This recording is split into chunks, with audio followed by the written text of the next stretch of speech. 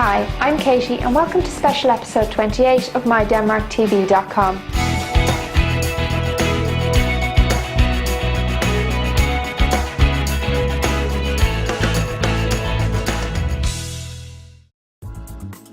We've decided to do things a little differently today and focus solely on climate change, seeing as all eyes of the world are on Copenhagen for the next 2 weeks because of the UN Climate Change Conference.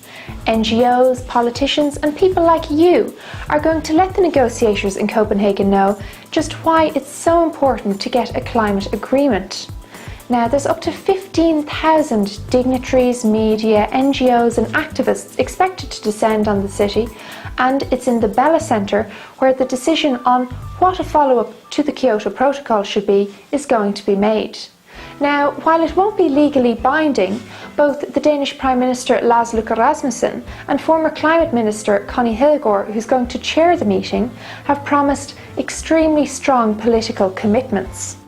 But what can a little country like Denmark do to show the rest of the world that there are economic benefits to reducing your carbon emissions and looking towards renewable energy? Well, despite about 50% of its energy coming from coal, Denmark has become a world leader in terms of wind power. Big companies like Vestas, Glas Fiber and Siemens Wind Power set up shop in Denmark in the last decade or so, and now almost half of all the wind turbines around the world are produced by a Danish manufacturer. And of course, like we said in a previous episode, Denmark is also home to the world's largest offshore wind farm, Hornsrev 2, which is spinning away behind me.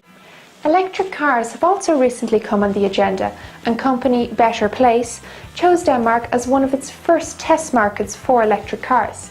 It's hoping to set up an infrastructure and market for electric cars, and all the power for them will come from renewable energy, so all drivers will have to do is pop along to the nearest charging station and swap out their electric battery. The government is also helping by proposing not taxing electric cars in order to get more people to switch to them.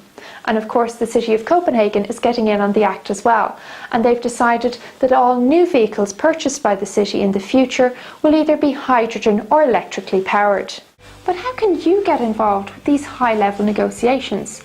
Of course, there are lots of different organisations organising their own demonstrations and events in Copenhagen to publicise their point on what they think about climate change. Even if one of them was sunbathing on a freezing cold day in the middle of Copenhagen's main City Hall square. But you can get involved from the comfort of your own home thanks to new media.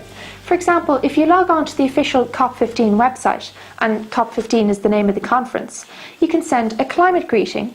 It's about the length of a short text message, but it's going to be broadcast live on big screens in the Bella Centre venue where the negotiators are going to be deciding.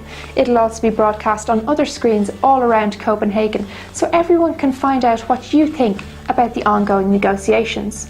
Or you could try signing the UN's Seal the Deal petition and let your voice be heard. Or how about uploading your own video to the official COP15 YouTube channel, where thousands of people, including the Prime Minister of Denmark and the Crown Prince of Denmark, have already uploaded their own videos, letting the world know why they think it's important that a deal is reached. That's it for this week, and I hope we helped give you a little taster of what all this climate news is all about. Join us again next week when we'll be hitting the streets to visit a traditional Christmas market. I'm looking forward to it, and I hope you are too. In the meantime, feel free to check out our website, mydenmarktv.com, where you can subscribe to the show, share your favourite episode with friends and family, and of course, leave a comment. What did you think of this episode, for example? Until then, bye-bye.